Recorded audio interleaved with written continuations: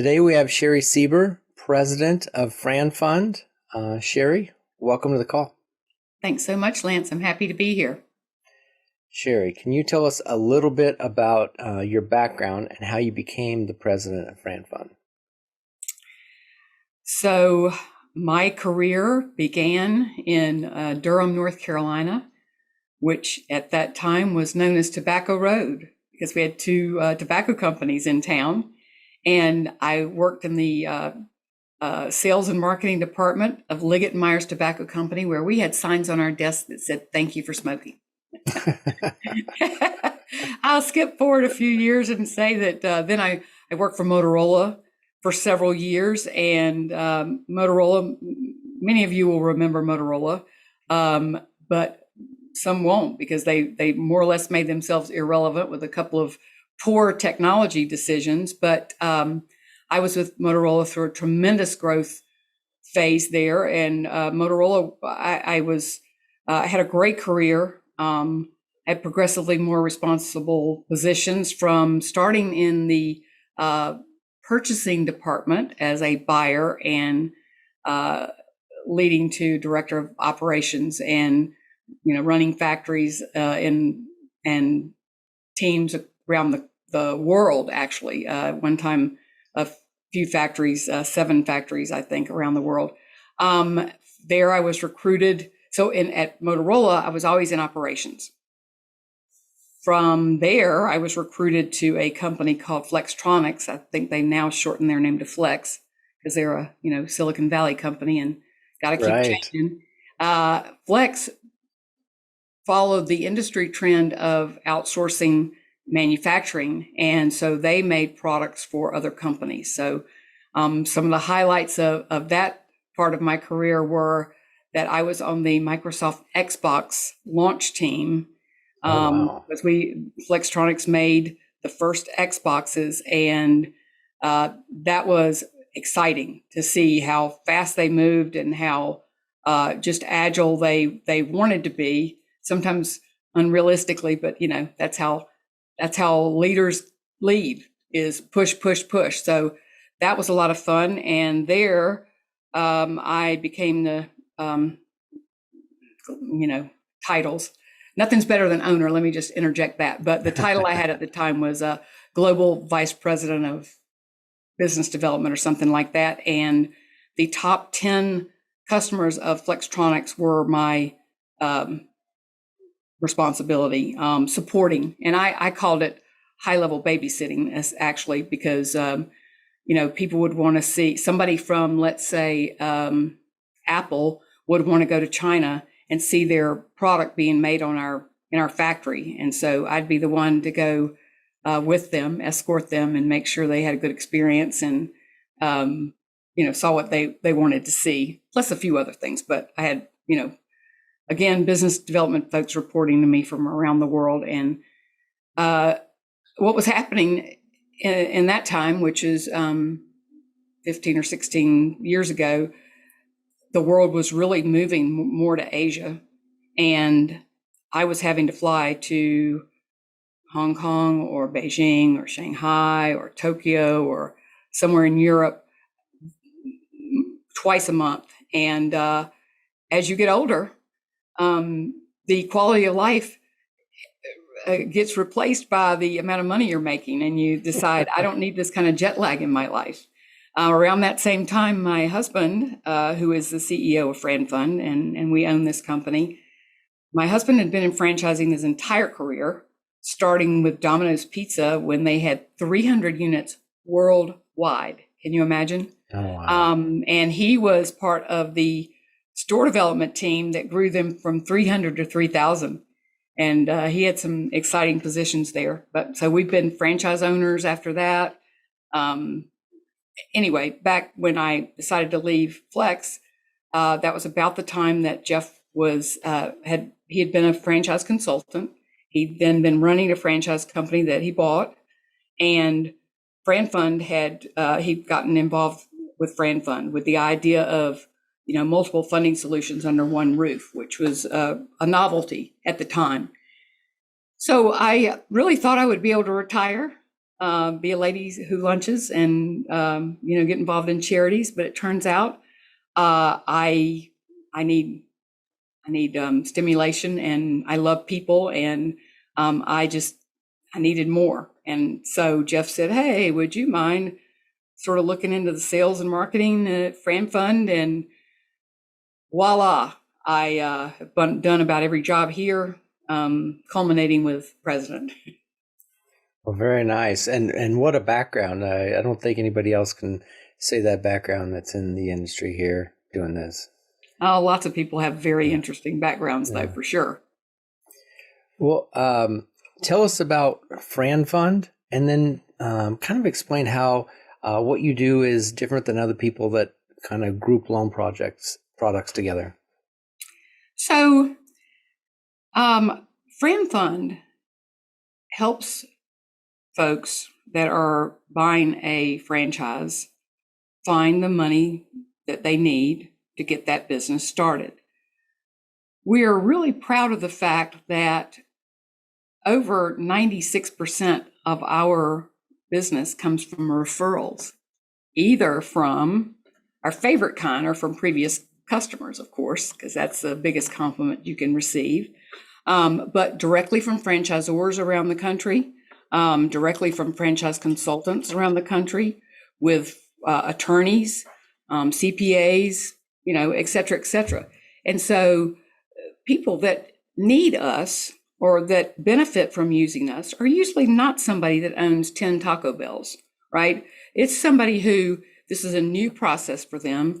The idea of leaving a job and becoming a business owner, I mean, there's a lot of moving parts to that, right? And so FranFund's simply trying to help somebody find the right solution for their particular situation. And so we have the ability to look at their financials and say, okay, an SBA loan might be the best avenue for you, or the rollover for business startup might be a good track, or you don't really have much there, but we've got an unsecured loan product that's a 10-year term that would work, or we can talk to somebody about how their home equity might be effective, or their marketable securities that they have, stocks, bonds, mutual funds, cash, whatever that they have with a wealth manager.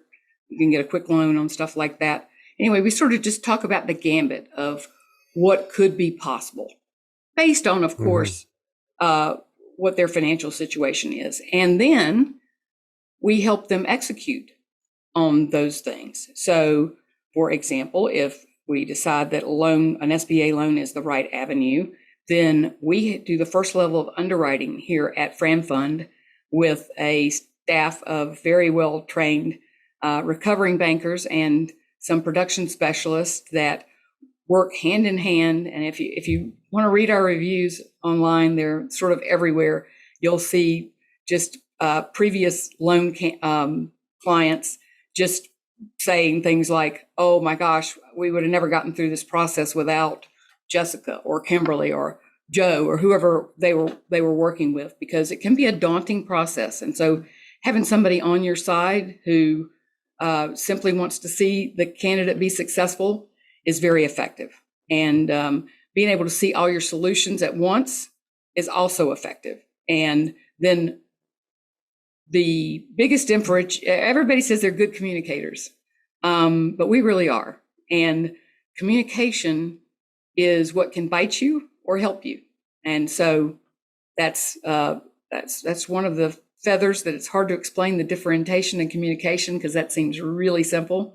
But we take it a step further so that everybody's informed where, what, who, when, all of those things that people are interested in.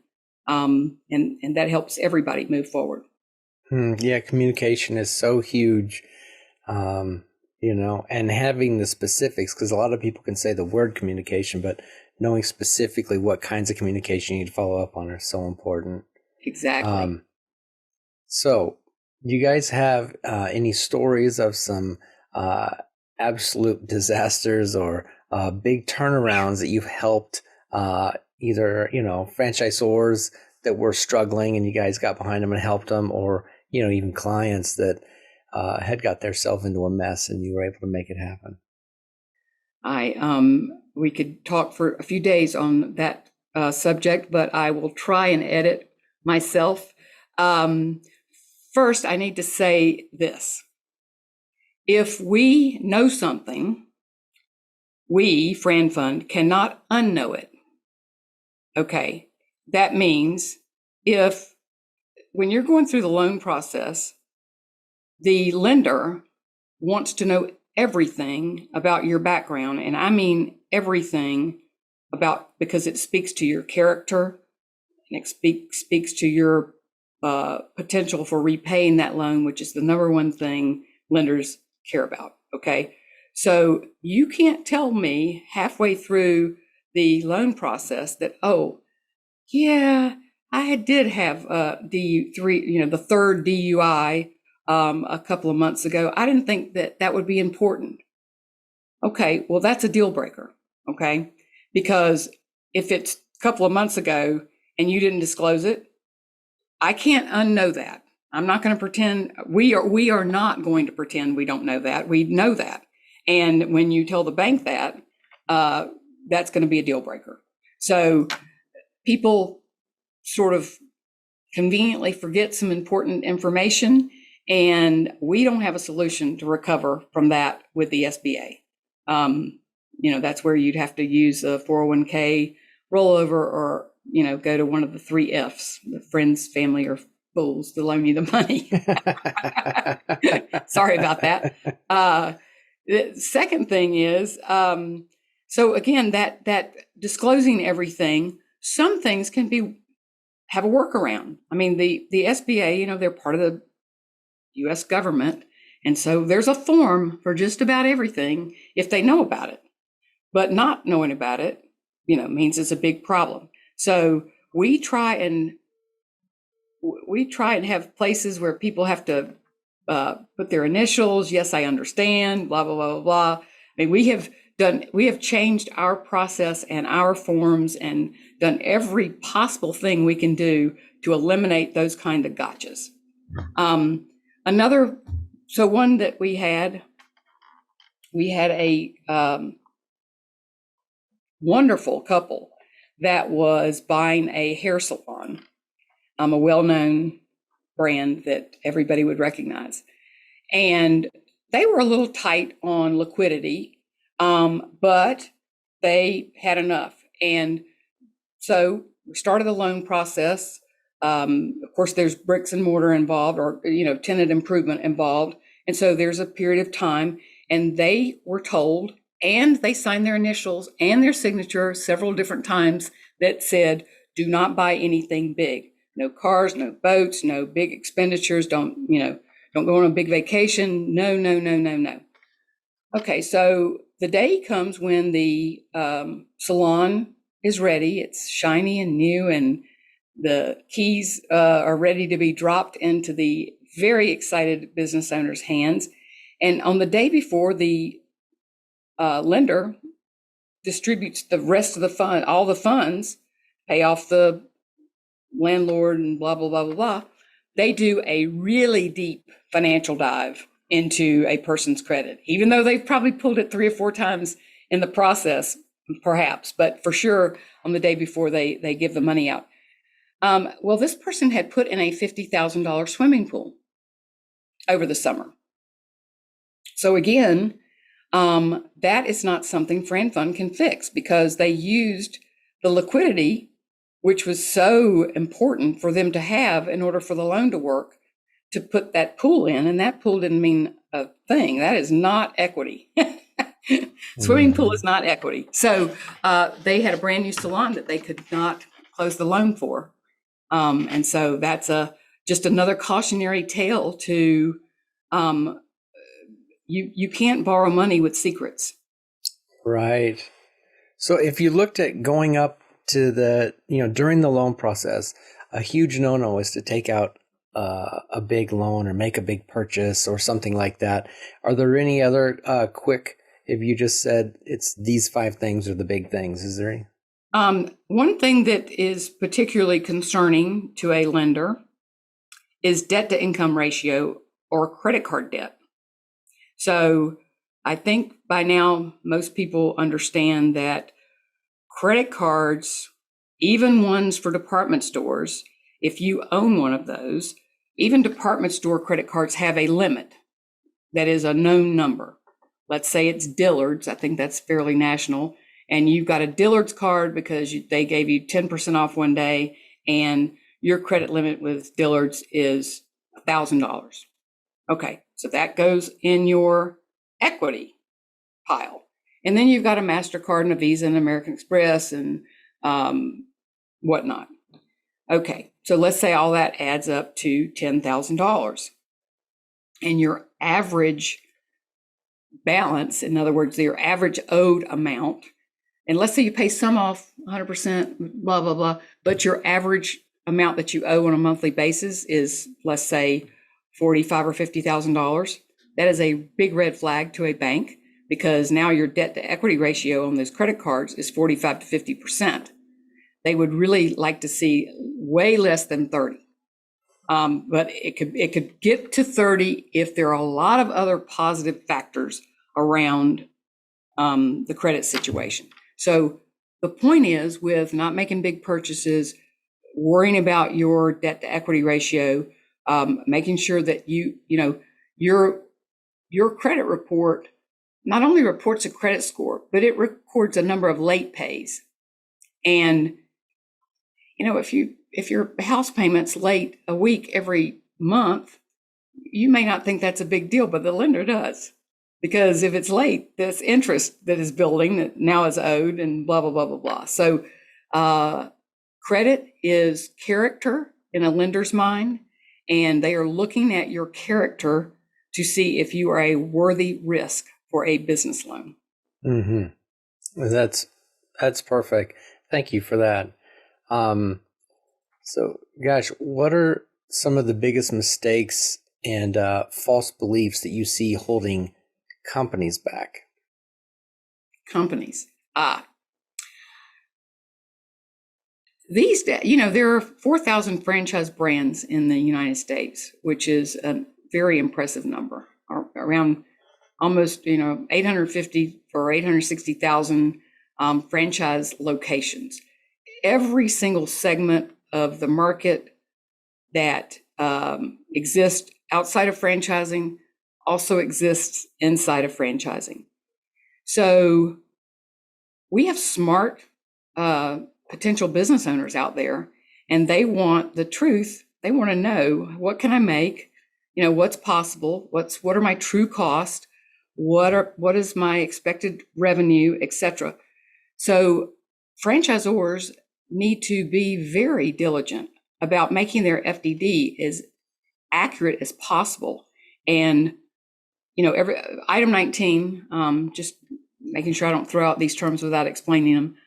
Item 19 in a franchise disclosure document are earnings claims, and they can be done 1,000 different ways. But the most typical franchisors will show like the top 10% of the franchised units and the bottom 10% and some kind of average, or some brave companies show the revenue of all of the units they have if they're a smaller company. There's a few different ways you can do that, and so it's important to keep those accurate. It is also important to keep item 7 accurate. Item 7 is your expected total project cost. So if you go through a year, I don't like referencing COVID because that's in our past, but if you go through a year where costs start to escalate and your total project cost for your brand was $250, but now based on inflation, etc., now that cost is more like $300 or $350, and you do not disclose that, and somehow the candidate does not discover that during the discovery process, that's a gotcha. And that's somebody who might get all the way up to getting ready to open their doors and then not able to. So being able to have your FTD accurate, making sure your candidates hear from other franchisees that can give them data, because we all know about the disclosure requirements around franchising. You can't make false earnings claims, or the U.S. government will take very good care of you in one of their facilities that you don't want to be in. But anyway, and then making sure that your franchisees are adequately and potentially excessively funded or capitalized, so that they have enough money to participate in all the different things that they can participate as being a franchisee of that system.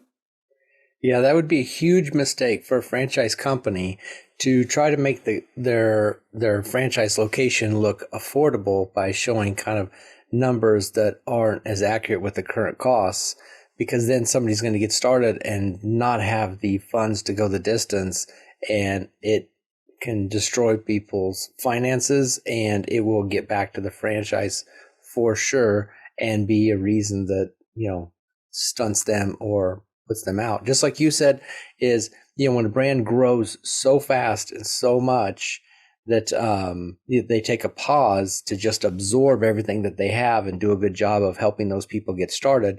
Because if they don't, they can grow so fast that they collapse because people are not being taken care of. I have some advice for franchisors or new founders. What's on your balance sheet as a new franchisor is of interest to lenders potentially when they start trying to lend to new franchisees, because you either have strength of brand, so that's a franchise system typically that has at least 50 units or more, 50, 75, over 100, or you have to, if you have less than 50 units out there, you need strength of borrower.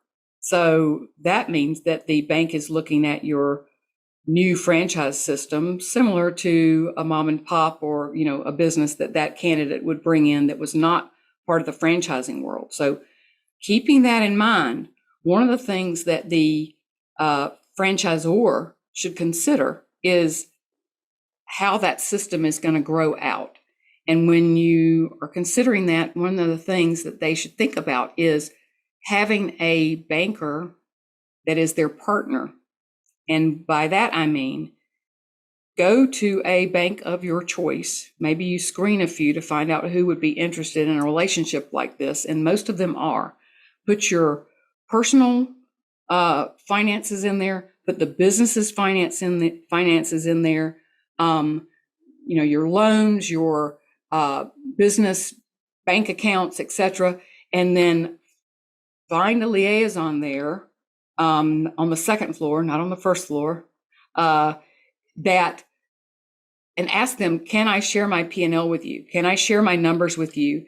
And have that meeting at least a minimum of once a year, if not twice a year. If you're sharing that information with them, then when you need a line of credit, they're going to be more likely to work with you on that. And maybe your first line of credit's $50,000. And maybe your next one's, 500, and then one after that's $1 million, and et cetera, et cetera. And hopefully those parallel your growth pattern.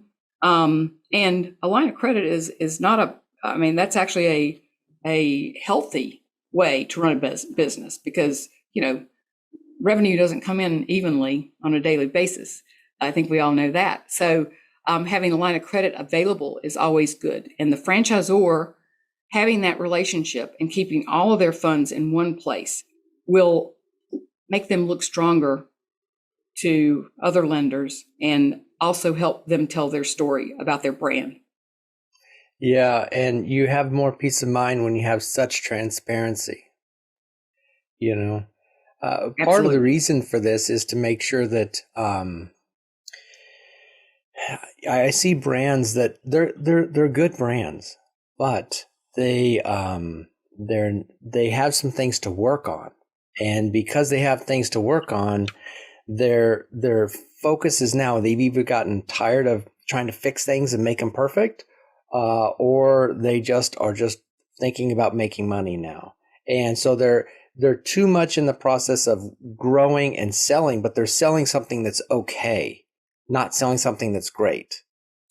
And so part of what we're doing, sharing, is helping people make it great, because it's going to take off much easier, much faster, much cheaper, and grow much bigger if things are made great. And there's some little tweaks that can do that. And this talking about your transparency and stuff can make a difference. And then it makes your job easier in getting them a loan, but it just makes everything easier. It also, all of those things you mentioned, add up to validation. So if you put, you're growing, and you're selling units and you're excited and, oh my gosh, all of this revenue is coming in from franchise fees and that kind of thing, and you are not supporting your existing franchisees that you just put in there, and they're all struggling together, and they are building a liaison because there's not enough operations people, and there's a ratio, and each business is different. So I don't think there's a defined formula of how many operations people you need per number of franchisees. I mean, that's probably a whole other podcast, but still, you gotta have the operations and field support people to keep your franchisees happy. And when they become unhappy, and then you want them to speak to potential new franchisees, they are not going to say what you want them to say. And then your sales are going to decline. And by the way, your funding partner is the first one usually to know this. Because if we're starting to talk to candidates that are in the process and they've got 3 to 5 franchise brands they're considering, and we've built an early relationship with that candidate, and we're sort of talking to them, depending on how fast they're going through the process, but whatever period of time is appropriate, they will be the ones to tell us, I didn't really like those folks. It took them a while to call me back and blah, blah, blah. I mean, you are losing deals you don't even know you're losing, or you may not know why you're losing. And so there's a lot of moving parts to the industry, but if you get it right, there's nothing more beautiful than the franchise space. Right. And your franchisees will tell the new franchisees the truth, because it's hard for them, because they're in it. It's hard for them to subdue something or stretch something, because these are people putting their faith in them, and they're going to meet them every year, and they're going to have their cell phone, and they're going to call them back and go, why did you tell me this? So they're going to give them the truth. So take care of your existing franchisees, and they'll take care of you. Absolutely. Good. Very good advice. So we've talked about this, but what are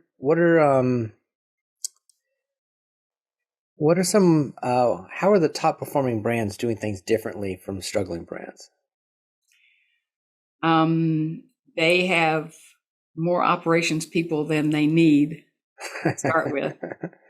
Sorry to be redundant, but that's just an absolute fact, because all franchise brands are bringing in, the majority of their candidates, and I guess I can't make this broad sweeping statement, but because a lot of the established brands, they get people who are adding to their portfolio of other big established brands, right? But these newer under 50 unit brands, they are in the middle of that growth, and having the right amount of people for support is incredible, and having them available before they need it gives all their new franchisees a good start. Because these people, let's say they were working for IBM for 30 years and now they're a franchisee.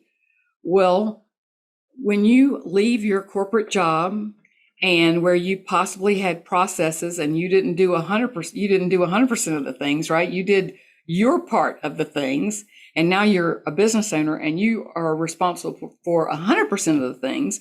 You need people, and you need to know who to call, and you don't want to wait very long to hear back from them.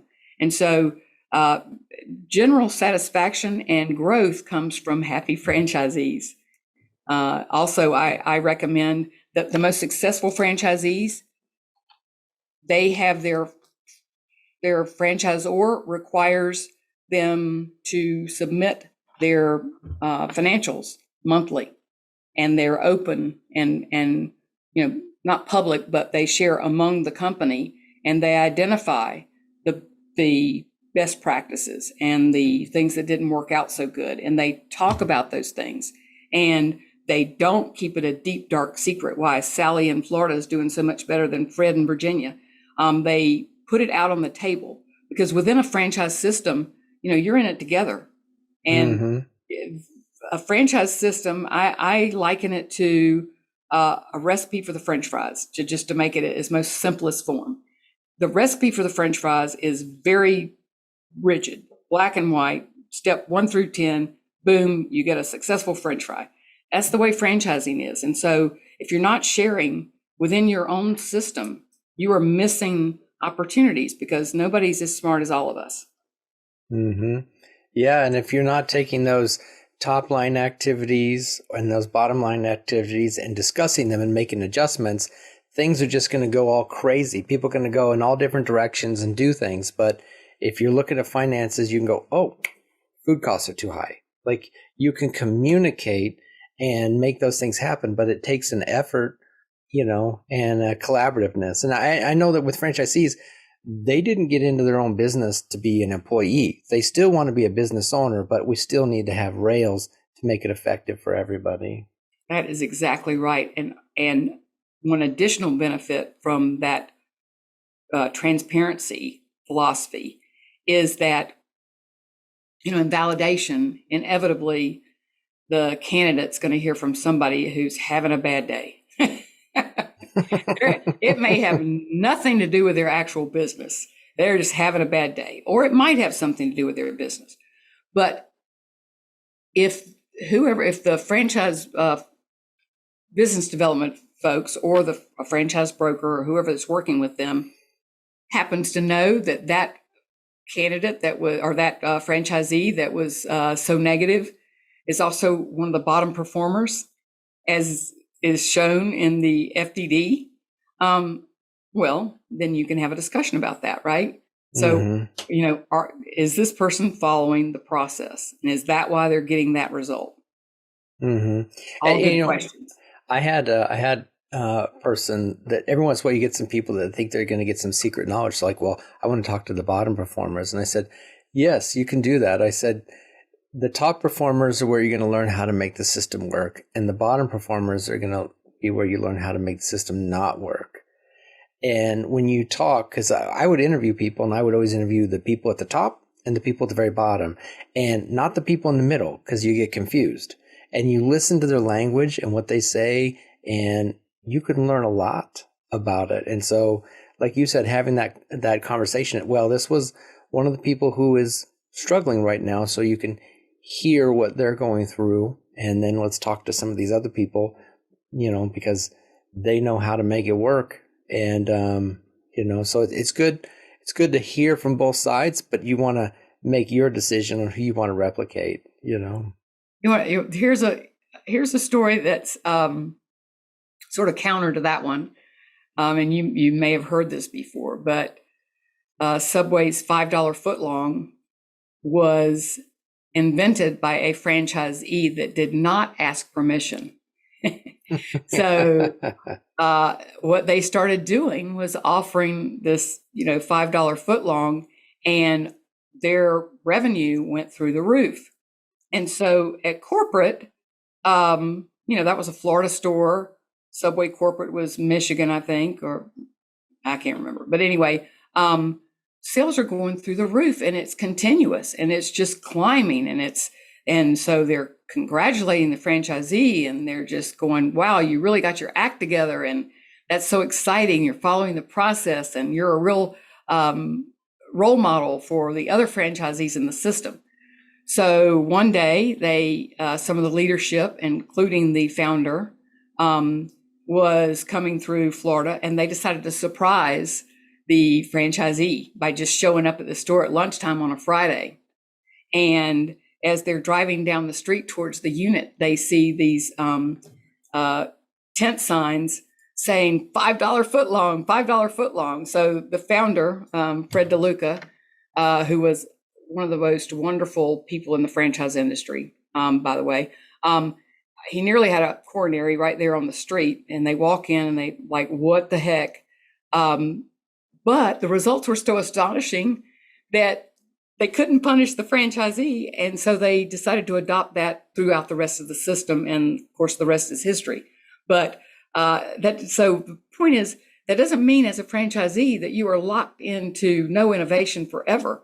But if you do it as a team and collectively, then the rising tide raises all boats, not just one.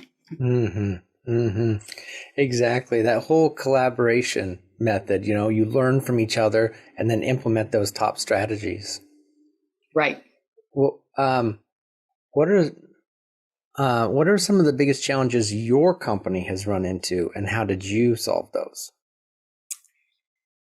Well, the start of FranFund was just about directly correlated with the start of the financial crisis back in 2007-8 Oh, time frame, which is probably about the worst time you'd want to start a funding company.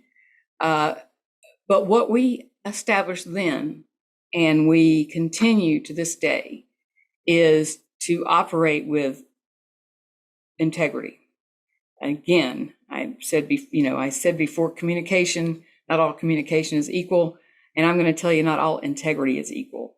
But when we make decisions based on our own personal integrity, it keeps us and our candidates, our existing clients, it keeps everybody in good shape. So during that time, we were one of the only companies like ours that still had lenders that would work with us, because none of the loans we had brought to them were the ones going belly up. And mm, so that established a reputation that we have continued to this day. And as a result of that, when we made it through the financial crisis, we've had every year. It's the big joke is where we get to say this is our best year ever. We've never had a year we didn't get to say that, except 2020, and we were only off by just a minimum amount. But so you could actually fudge it, but again, that whole integrity thing comes around, so we don't. So that was the only year we couldn't say it was our best year ever. And it's because the people that work with us know that, for example, we don't give a client a pre-approval unless we think we can get the loan done. We don't send a loan package to a lender unless we think that is a viable loan. If we think that a candidate has ill intent with their tax-free or tax-deferred penalty-free retirement funds, we say, please call another company, because we have a pristine record with the IRS and Department of Labor, and we're not about to risk that on one deal. And so from time to time, there have been franchise consultants, I'll say, that have been less than happy with some of the decisions we've made along those lines. And it's kind of a rarity, but still, when we position ourselves as authority on the topic. And if you want to be the authority, then you need to be consistent. And so we feel that our way of operating makes us better every day. And we've never regretted a single decision we made that went that direction. mm-hmm, mm-hmm. Yeah, that makes a difference. And I was shocked to hear your numbers were so good in 2020, because after about March, it was a lot. Well, the first thing we did in 2020 when, because as a provider of the rollover for business startup, we have a few thousand clients who we do third-party administration for in-house. But those clients are not just a name, they are business owners. And so the first thing we thought of is, oh my God, what's going to happen with these folks as they have to shut their, some of them were not considered, what was the term the government was using? Crucial. Essential? Essential, yes, thank you. They weren't essential, so they had to actually shut their doors, and we're worried about them. And so in 6 days, we had a software program written to bolt on to our current Salesforce software, which we use as our CRM, that allowed us to intake PPP loan candidates and then push them off to the different banks that we knew were doing those loans. Because you've got a bunch of people out there that goes, PPP what? How do I do that? Where do I go? Blah, blah, blah. So we started doing The first company that asked me to do a webinar about PPP loans with their franchisees was Authority Brands. At the time, they had 900 franchisees, and they said, "Sherry, will you do a webinar with what's going on and what's the next steps?" And that launched me and my husband doing webinars multiple times a day for about a 60-day period until the U.S. government and the SBA got their game squared away. And the answers were consistent every single day. And, we didn't do PPP loans in itself, but we were able to intake them, direct them, and then provide communication and we only did it for our clients, not open to the world, because we were just concerned about these business owners that we felt we have a stake in the game. And so really proud of that. Don't want to do that again though. But we started recovering, I think, really faster than a lot of companies, because our 2 down months were March, April. In the middle of May, people started saying, I'm not going to wait around to start my business, And so things started coming back. So it was really that dip that caused a little decline. And then the remainder of the year went up high enough, and again, the difference was minor. So exciting stuff. Well, that just shows how a company can go outside of what they normally do to make a difference and help out. And that strengthens all your friendships and relationships on the backside of that. Trust and integrity. Yeah. Well, what would be some of the most valuable business advice or that you could offer people? So you heard me say a credit score is a number, but it's not the only number. And that is true. But think of your credit score as your reputation. And I want this specifically to apply to all the millennials that are waking up every day and saying, I don't want to go to my job, 9 to 5. I want to own my own business. And that's great. We are excited about that because this group of folks are smart, they are innovative, and they are capable of being business owners. However, if you make foolish decisions with your credit score, you could actually exclude yourself from a lot of opportunities. That goes not only for business ownership, because if you've ruined your credit score, then the repair of that could take a significant period of time. And then many companies now are looking at credit scores before they hire somebody as, again, a reputation. It's like prom queen can go from hero to zero on prom night, right? So it's the same type of situation. You protect your credit as a part of the key part of your reputation, and that will serve you well throughout your entire life. Yeah, I'd heard your car insurance was even based on your credit score. Absolutely. As a matter of fact, my mother was 85 years old, and her car insurance, she got a bill for car insurance, and the rate had gone up significantly. She called to find out why, and they said, well, your credit score's gone down. Well, she owed nothing she didn't owe anybody anything. No mortgage, no car payment, no nothing. She paid for everything with cash, and that actually hurt her on her car insurance. Well, any new trends or technologies that people need to be paying attention to? Well, there's some things that I don't have the answer to that just are worthy of mentioning, but any of this artificial intelligence has been around for a while, but nothing like what's coming out on a nearly daily basis right now. I just heard a statistic that ChatGPT, so there's a chart that people track of how long it took a particular platform to obtain 1 million subscribers. ChatGPT took them 3 days. The next closest one was Netflix, and that was 5 months. And then all the other ones just, far longer than that. So ChatGPT does some things that will make people consider shortcuts that they may not have.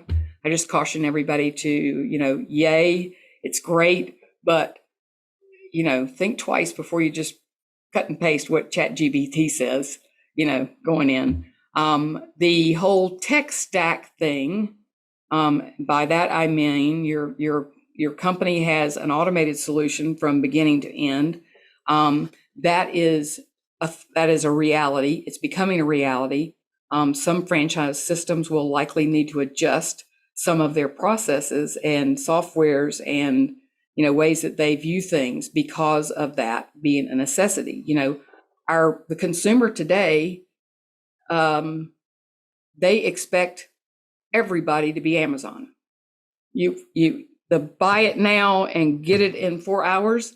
I mean, that's dramatic, right? But lead time, nobody wants lead time. So those kind of technologies that shorten the cycle are going to start to make a difference. And the things that people can do today in the franchise industry, whether you are a franchise consultant, broker, franchisor, franchise developer, people expect to be communicated with quickly. And it's often the first one that gets to a new lead that closes the deal.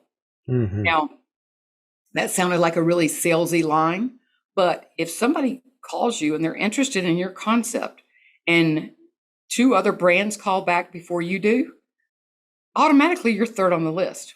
So think about things like that, because your candidates are thinking about them. Because remember, they're millennials. They've always had a TV remote control. They've always had streaming services. They've always had Amazon. So they want to conduct business the way they conduct their personal life. And they've had some conveniences that were not previously known in the business world. So I totally agree. And also the other thing is if you take longer to get back with them, then they might assume that that's how you're going to be for the relationship of working together. Is it takes longer to hear from you when they need you versus the person that's just out there and on it immediately. What we found is that this is worthy of a short discussion. Very few people will answer their phone if they don't recognize the number. Either it's a name they don't recognize or a number they don't recognize. They won't answer the phone. That has changed dramatically in the last 3 years, 3 to 5 years, I'll say, but definitely in the last 2 years, it's nearly 98% of the people won't answer the phone if they don't recognize the number. So what we do is we send them an email saying we're going to return their call. And in that email, we put the Calendly link of the person that they can set their schedule to. But then we also follow up again with the phone call, because you don't know what age group you're actually dealing with. And so that whole Calendly thing might not work too well with an older, a more mature person. But some people don't like to talk on the phone, so it's a perfect solution. So make sure you're paying attention to the trends out there and adapt your own processes so that you don't shoot yourself in the foot and then, we don't text somebody for the first call, because, there's texting is an art. And if we're we can't sell anything unless somebody's buying something.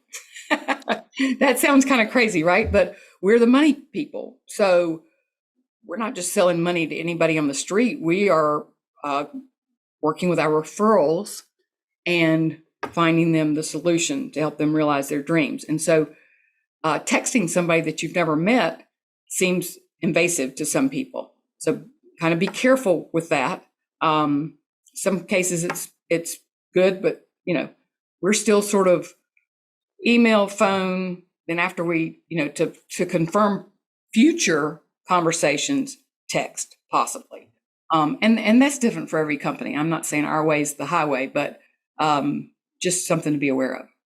Right. Well, you have a more specific customer than some people and a more specific relationship. Yes, absolutely. I've also found that if you are going to call, personally, I like to leave a voicemail, because I think if people can hear your voice, you sound more approachable and friendly and real, that they just can't get from reading text or anything else. So I always like to leave a voicemail. Plus, if they keep getting a call from the same number they don't know constantly, then that number is like, do not answer. Right. Oh, absolutely. We agree. Well, last question is, we've had a great conversation here today. Why do you think it's important that we get together, communicate, share information, collaborate in a think tank like this? I'm going to go to the International Franchise Association philosophy for this comment. The International Franchise Association is the entity that has been created over the years to protect, promote, and enhance the franchise industry. And that is done a lot of different ways. Partially, that's a lobbying group that is protecting these small business owners in the country that sometimes the U.S. government forgets about when they make these wide sweeping changes to policy that negatively affects small business. And so the IFA reports on what they're working on to that end and what the results are of those efforts. And then the annual conference or the annual convention, and then subsequent various conferences around the country around the year. There are mature system brands that want to give back. They want to teach the next generation. And then there's the newer generations that are willing to learn and learn from the previous folks' mistakes or from their successes what to implement. And so the franchise industry, in my mind, is a big, small town. Kind of crazy, but it's absolutely true. And you can't believe if you participate in a lot of these International Franchise Association events, you will gain, a couple thousand of your best friends. You will see them frequently, and everybody has the same goal in mind. And franchising contributes so much to the U.S. economy and to so many jobs to the economy. It is in all of our best interest to adopt that philosophy of protecting, promoting, and enhancing the franchise industry. And that's what makes it so exciting. And then my other line around the big small town thing is franchising is also like Hotel California. You can check out, but you can never leave. Well, thank you, Sherry. I just want to thank you again for joining us on this call and sharing your insights. And for everyone listening, if you'd like to learn more about FranFund, you can click on the link next to this video. All right. Thank you. Thanks, Lance.